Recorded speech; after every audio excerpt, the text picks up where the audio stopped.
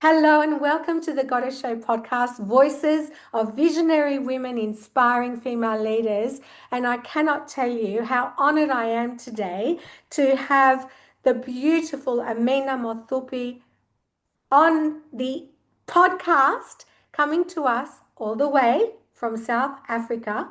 And Amina, a huge welcome to you at 7 a.m. in the morning for you. Thank you. Thank you for being part of the show. Yes, thank you. Thank you so much for having me, Tula, and good morning to all listeners, viewers. Absolutely a pleasure to be on this platform. I thank you so much, Tula. Thank you, Yes, Amina. early in the morning. Early in Yes, the morning. Now, I have yes. to tell our listeners and viewers all about you because it's fantastic. So, Amina Mathupi is a mindfulness facilitator, a youth development mentor, and an integrative life, health, and corporate coach with extensive experience in entrepreneurship, consulting, change management, and public relations, in addition to a meaningful track record of volunteer work and mentorship at non-profit organizations, especially those concerning underprivileged youths. I have to applaud you for that, Amina. And without further ado, we'll launch into our interview. So, the first question to you is, and it's a personal question. What would you say are some of the biggest personal obstacles? And it doesn't have to be many, you've overcome on your way to success. And how did you do it? Thank you so much. A very good question, very symbolic, that has shaped my life really. My family spread out in three countries in Africa: Uganda, Kenya, Rwanda, and that meant that at some point I grew up in Uganda. Later on, I moved to Kenya. But when you look at Africa, the kind of culture we have, this culture is connected country to country. You find that girls growing up are really not given so much of a chance to go to school. Yes, some do go to school, but boys are more favored when it comes to education. So, but I Mhm. was fortunate to be able to go to school. And in this particular place in Uganda, I went to school, but I found that the challenge was, again, there are a lot of work that is given to a girl child. The responsibilities that are handed to a girl child. Before you prepare to go to school, you have to make sure there's breakfast for the family. You have to make Yeah. So the compound they swept. train you early, don't they? Train you early. These are good, but they can be too overwhelming at some point. Yes. So imagine making sure the compound is clean, the breakfast is ready, everybody. By the time you get to class, you are tired, absolutely Exhausted. tired. And Yes. the focus, I believe, gets taken away. But at the end of the day, I survived that. And then later on, I found myself living with my mom in Nairobi, in Kenya. Mm-hmm. And that was a much better environment where she understood the meaning of education, where I have that psychological safety, where she wakes up and prepares and finds out, how are you doing? Did you sleep well? All those things that are important for a person really to end up in class focused. So those were there. But it wasn't long when a big obstacle, a big tragedy hit when I lost my mom. Oh no. And that was a turning point in my life. I was, I think, 14 years of age. And that meant that I had to grow up super fast to be able to step in her shoes. I had siblings under me, my two brothers. They were younger. I needed now to turn around and master, what did mother do to keep this family going? How do Can I I stop keep you up for a that? second? I'm sorry to interrupt you. I'm No so sorry problem. to Yes. hear about your mum. I just want Yes. to, for our listeners and viewers as well, get a, I guess, a picture of who was there. So, was your father present? Yes, my father was there. Yes, my And father was there. How many siblings were there? So I had three siblings. One was older than me. I'm the only girl, but two were younger than me. Yes. So I Wow. was like almost the eldest, a big sister who had really to take over things. And being the only girl, you look at, okay, how is the cooking going, the organization, the preparation of, my mother was a big figure where she prepared us for school. She planned for future things, so all that. But one big help came from my father, because now my father had to come to me and say, we have to take this family forward without mother. How do we do this? Wow. But for me to work with my father again, we were all down. We've lost a mother. We don't know what to do. Must We have are been so confused. hard for you. And this is where my father comes in. He was a boxing coach, Was uh, he? uh, a boxing coach, an engineer by profession, an aeronautic engineer, but focused more on boxing. And this is where now he reminds us that in boxing, we have two boxers who at some point end up on the floor, they fall.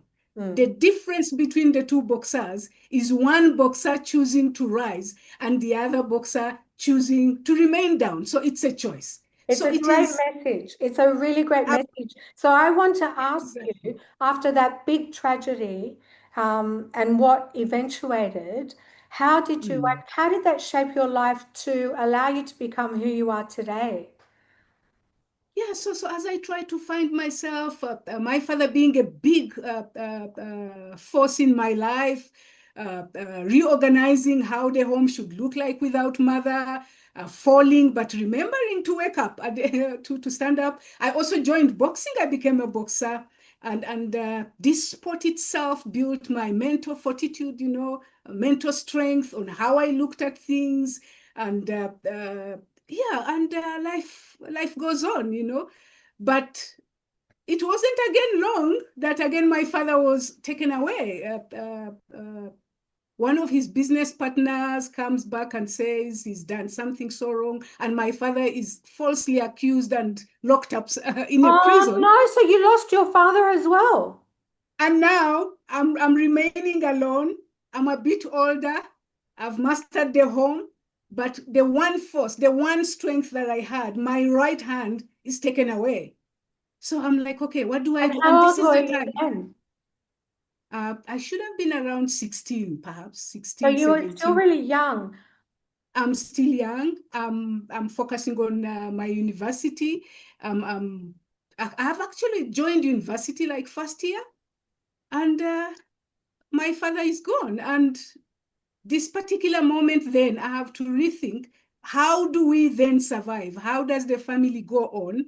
Because the siblings under me have to continue with their education, they have to carry on. But how do we do it, And then there was a friend, a family friend comes over and says, you know what? He kept giving us like money and bringing us basics, but that was not sustainable. Who Mm. among you can work? And who can work really? It is me. So then it's at that point then I was introduced to a hotel, to go work at a hotel. It was a 5-star hotel, and I started my professional then journey there. But it was the most difficult decision, choosing between putting my education on hold and starting work. But I had to do what had to be done. I had to think big, that what does this mean really? Because if I don't go this route, there are people who will feel this effect. So choosing to work, meaning it's going to really touch lives and keep this family going. And at some point, perhaps I'll choose to go back to school. That was my You're mindset at the time, thinking. but it You're thinking. wasn't easy. And I Mm. think what from what you've said, you had a great example coming from your father as well, who taught you to Mm. rise up no matter what and to go forward. So Mm. thank you. That's a really, really great message. And what a lot to overcome, to lose both parents, to have to care for your siblings as Mm. well. Um, wow. Okay. And should I add on that, perhaps something Tula I would like to say is also what kept me going from your question, what kept me going also, that voice in my mind from my mother. My mother, when she was bringing us up, she had these talks that she used, personal talks that she used to have with her kids. So she would sit with me and tell me things like, for example, she would remind me that when you walk into a new place, either it's a new school or wherever life takes you, take a moment, and this is like mindfulness, take a moment to ask yourself that I'm stepping into this new place, 5 years from now, am I going to come out better than I first walked in or worse than I first walked in? So you find that lessons like those that build us up, the talks, the positive talks, are the things that you hold on when you lose those you love, because you keep going back to, like, is there anything that I can draw from that? And for me, it was that voice of mother coming in life, which still does, even at my age, that when I feel lost, I'm like, what did mother say? So as I walked into this new place of work, I was like, okay, mother would like me to continue with education, but here I am. The mere fact that her voice is coming through as I walk through this institution, it means I have her blessing. Yes, 5 years from yes, now, am I yes. going to come out of this hotel better than I'm walking in or worse? So that helped me carry on in that space with grace, taking care of myself, choosing, making the right choices and not being careless, because I kept saying to myself, 5 years, I've got to come out of It's this great place. to have that in mind, isn't it? The big goal, the big goal. Yeah, It's so it was kind of a fortunate goal. that you had such great role models in your Mm, parents. So fortunate. mm. So let me move on to the next question now. And Okay. I want to ask you to tell us about your business. What do you do? Tell us about that. Yes, so my business, I started a company sometimes back, and we were doing more of the communication, change management. For example, if you are implementing a new project, change management is very important because people can choose to actually disregard, to disengage, and it's normal for human beings to be scared of new things. So to Change. best prepare their mindsets on what's coming and how it's going to benefit them, that was where I was. But later on, then I realized I became a coach. I became a coach from mentoring the youth, young people, and then I realized how best can I help these young people is by going back maybe and getting trained to be a coach, to be able to help them from a place of a well-informed place of tools that they can use and better themselves. And that's where coaching came in. And COVID was a game changer. During COVID, It as was a I'm busy, game changer. It really changed people's lives. It really, really did. exactly. So Everything is where at is your, stand. let me ask you something. Where is your business today? What is your actual business today at this moment? So coaching is very big with brainstorm solution coaching, and my coaching is very different in the sense that it's not just the normal life coaching where we talk about one area of your life. It's a 360-degree where every area of your life is looked at. How I go about that, I've got like 5 areas. I look at, for example, nutrition. What you are putting in your body to power up your body is very important, not quantity, but quality. And then Exactly. that's not enough. Exactly. How active you are, exercise is another area we look at. Are you active enough? Whatever makes you happy that you can do, walking, dancing. And then we move to sleep. Sleep is very important for you to rest, Absolutely. for the So what body to you're be able to saying is renew. your coaching is holistic. Holistic, actually that's the right word, Tula, holistic. So nutrition, exercise, sleep, mindset, social circles, the people that you surround yourself with, are they building you up or taking away from you? So Yes. when we Yes. approach it from that, then we are able to zoom in from not just one area. So that's where I classify myself as life, health, and corporate. We look at what is happening at Perfect. home, what is up with your health generally, and your performance is connected to all that. So basically Absolutely. that's how my coaching is. Yeah. Oh, that's Yes. great. That sounds awesome. Yes. So moving Yes. on to the next question now. Mm. What were the first few steps you took to get your business up and running? For our listeners and viewers, just to help them if they're thinking of doing Yes. something. Yeah, this is a very good question. Yes. Yeah. So one has to first, you when we look at coaching as a discipline, you have to train, you have to be trained, you have to master these techniques. So I had to go for training. I Yep. trained, and then after I trained, I realized that the knowledge is not enough to just sit with knowledge, Yeah. How do I put myself out there? And that's where people like you come into, like, you go on programs like now I'm here, I'm talking about what I do. There are many people who are going to know, oh, who's Amina, Coach Amina. And so this platform you're giving me is another way of also building up. One of the mechanism that came in as I was building myself up is to put myself out there. But also, you have to realize that when we talk about Africa, coaching is still new in Africa. It's almost I can looked at as a imagine. luxury. As a luxury. So then what that meant, I did more of the volunteer. So if you look at my CV where I'm Yes, yes, volunteering, we're going to talk about all that. It's absolutely yes, fantastic. so I went into volunteering also. That was also exposure for me. It wasn't just putting in time, but exposure for me. And also what is important with that volunteer is to look at the measurables, what is the impact it is creating where you are volunteering? Are people's lives changing? Are they growing? And tell me, what did you find? Oh my Lord. And that, if I'm reporting back, Tula, I will say I've enjoyed volunteering at AREL, that is Action for Refugee Life in Kakuma. It's a refugee camp. And the young people coming back, and on my website, those testimonials are there, and saying that before I talked to you, I did not know what I was doing. And now that I've talked to you, they're up, they've formed organizations, they become entrepreneurs, they Oh, that formed a must be so confidence rewarding. So that absolutely rewarding for you. I'm so happy to I, hear that. I'm sorry to say this, but those young people at Kakuma have stood out in my life because of the impact I've had and the connection that I've had with them. We've become Fantastic. I family. love that. Family, I would say family. Congratulations. That's Thank you so awesome. much. Yes. So And my next, summarizing that quickly, Tula, yeah, it's about, the training, the website is very key. People have to really see your credibility. Do you have a website where they can go and check out your work, but also affiliating yourself with organizations like IMISA. So once I also trained 8 weeks training for the mindfulness, I had to go and certify with IMISA, that is the Institute of Mindfulness in South Africa, and then go for Institute of Coaching, so that you connect with other coaches and also yeah, continue learning, collaborations and all that. Yeah. you're Thank you. fantastic.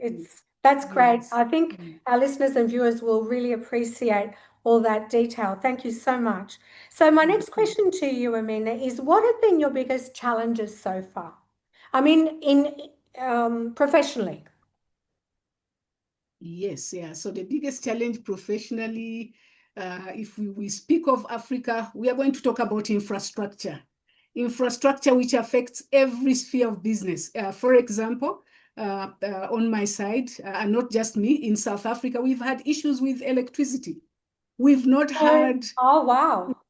we've not had like stable electricity supply, where we've had 8 hours outages, 8 hour power outages. So that takes you backward, because look at it like you're a small business starting. How do you operate without Yes, electricity? so What that tell me, I means mean, then, how do you overcome challenges like that that is so what we consider basic and yet so vital? And how did you do it? so then you have to go back to the drawing board and say, I mean, if we're going to have continuous power outages, and a business like a coaching relies perhaps on online, we have to be Yes, connected. yes. We have to talk to people across borders, even within South Africa. Then how do we survive? And you literally look at, okay, what are the options? Do you perhaps invest in a generator, or other solar? All those ideas came up for people, but the affordability became again another challenge. Can you afford these things? The Yes. business where it is, the stage where it is, that are you able to really take out a loan and invest in this, So and what did slowly you do then. personally? I mean, from your point of view, how did you overcome this electricity crisis? So we made plans, and we had to get solars panels, Solar to power panel. up where we're Okay. operating from, or even partner with people with offices that have that. and you know that is, you pay, you make a payment towards your rental, but at the end of the day, they've also backed up. So every single person, I would say, in South Africa had to go back to the drawing board and see how can they survive this, because it went over 2 or 3, 4 years, Oh, and you wow. couldn't just sit there and say, I'm waiting for the electricity to be stable. Then you will close the office, you will close the business. So thinking out of the box and finding other ways of Well, survival. solar Uh, power is mm, fantastic, especially in Africa. I mean, you get so much sun exposure. It's perfect, isn't it? yeah, so infrastructure is something that, yeah. And then we are looking at geopolitics. We Oh, no yeah. longer. Well, that's another conversation. Exactly. Yeah, yeah, yeah. So my So next, we can't operate. Mhm. you can't operate? In isolation. We have to connect with the world, and Yes, whatever affects one country affects us directly. So all these things that we had no control over, but the whole point was we had to find a survival mechanism. How do we then make use of what we have? How do we yes, yes. improvise and consistently continue to produce, continue doing what we are doing, instead of closing doors. That was the big thing here, to That's a great remain message. open. That's a really great message. And in fact, it Thank you. reminds me of the biggest key to overcoming obstacles and turning them into opportunities. Mm, It's not like, why did this happen? How did this happen? Whose fault is it? Or, mm, it's not none of those questions. It is, mm. what do we do now? This is what is Exactly. happening. What do we do now? Exactly. And I think that's the Yes. message that you're talking about, which is fantastic. Okay, let me ask you the Agreement. next Mm. question now, which is, how Yes, do you please. keep Mm. motivated through difficult times? How, how do you keep Yes. motivated? Yes, a very good question. Thank you so much. Yes. So um from long time ago, those obstacles that I've talked about that I experienced, I developed, I would say, a survival mechanism where you don't get shocked. Well, things come and hit you. Ah, You can feel them, but you take a step back. Now, in coaching, I've perfected that. Like, take a step back and ask yourself, what else might this mean? So there's this that you're seeing right now, but when you take a step back, you've allowed yourself to feel the emotions, but you take a step back and say, what else might this mean? And it's from that angle that you start seeing ideas flowing, and that's how you stay reframing. motivated? So Is that how you've stayed motivated, personally speaking? basically reframing what is happening, and I'm like, okay, what is happening right now? Yes, it has happened, and how am I gonna cross past this? It shall pass. I have come a long way to be here, so this too shall pass. So Too that is how sharper. reframing is very big. Reflecting on things Yes. and not really acting Yes. immediately, like Not reacting in the moment. reacting, overreacting. So it's Yes. like calm and collected, taking a step A back, step and, back, and asking yourself, what else might this mean? And along the way, thinking through things, regulating yourself, and you processing things. make those choices that will take you further other than choices that will take you backwards. So for Exactly. me, That's really good reflecting advice. Thank you, Amina. reframing, those have been very key from day one. I did not know that they were called reframing and reflecting, but I did them as young as I was, because so much was happening to me, Yes. and I needed to find a survival ground. How do I survive this? Mother is gone. So, Father so, is so what gone. does this I mean, mean? you What you does had to this grow mean? up really quickly, didn't you? Mm, You really yeah. did. So tell What me, my does this next mean? question to you is, what is the best And advice you have received recently? the best at it, yeah. Enjoy the little things in life. Oh, I love For that. one day, for one day you look back and realize they were the big things. Yes. Now, Oh, I love that is, that. What a great, enjoy the little things in life. For one day you look back and realize they were the big things. yes, yes. Smell the coffee, notice the flowers, the butterflies, Oh, you're talking But about most mindfulness, important, aren't you? Sorry? You're referring to mindfulness.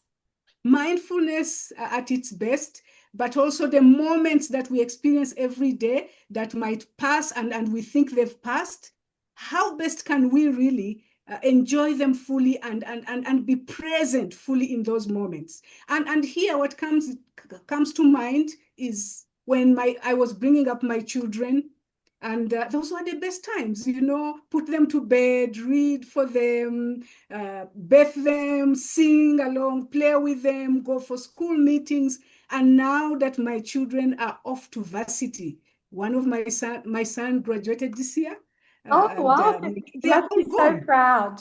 But those moments are what I call magic. Would you call them magic? Absolutely. It's So Tula, squeezing the those juice out of life, isn't it?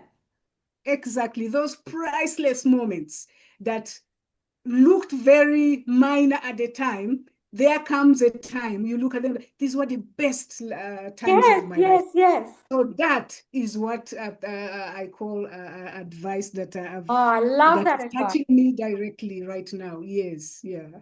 Mm. Okay, thank you so much. I'm sure our listeners and viewers would love that.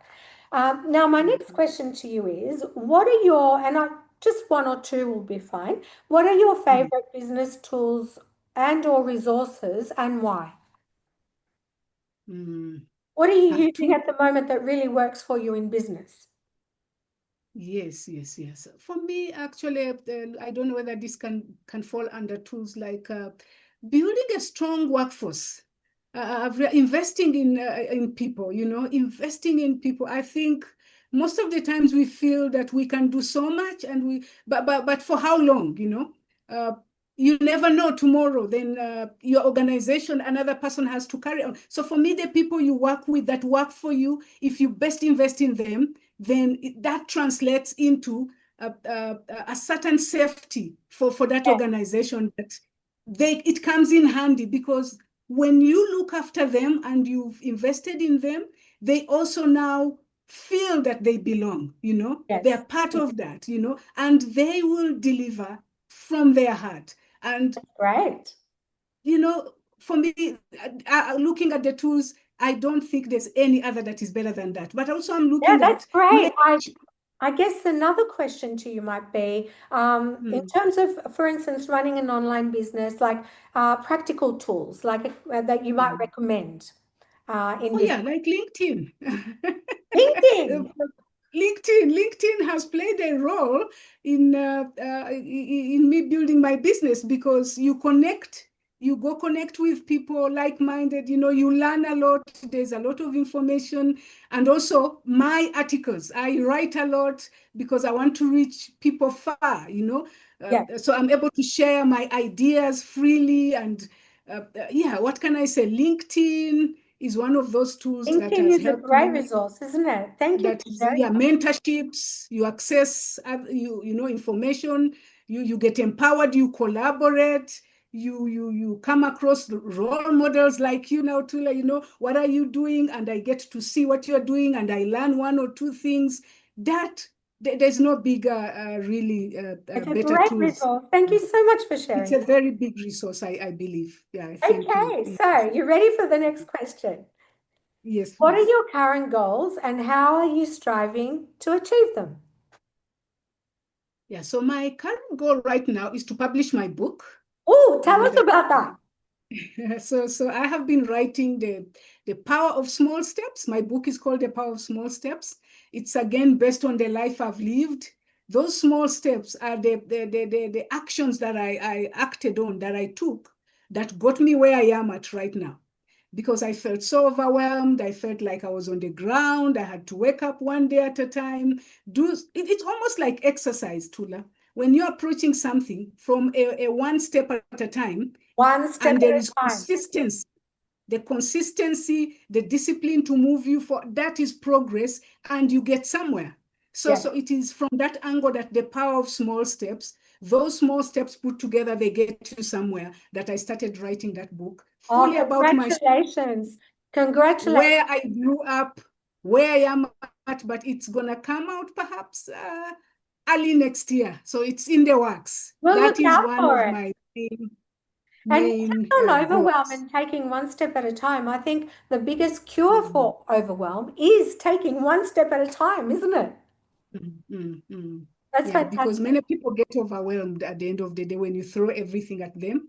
You can get confused and fail to Too start. much, But when too you, much. yeah, like I'll do it tomorrow, but start little, build on, make progress consistently, and you'll get there. Yeah, Yes.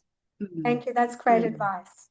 Now, Yes, yes. speaking of advice, my next question to you is, oh, no, no, Mm, no, not yet. My next question to you is, are you currently mm. running any promos, contests, or giveaways?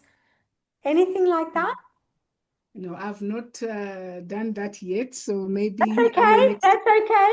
That's fine. yes, yes. So my next question to you is, Mm. what advice would you give to other aspiring female entrepreneurs? Yes, yes, yeah. Good question again. Yes, yes, yes. So I will say, stay true to self. Stay true to yourself.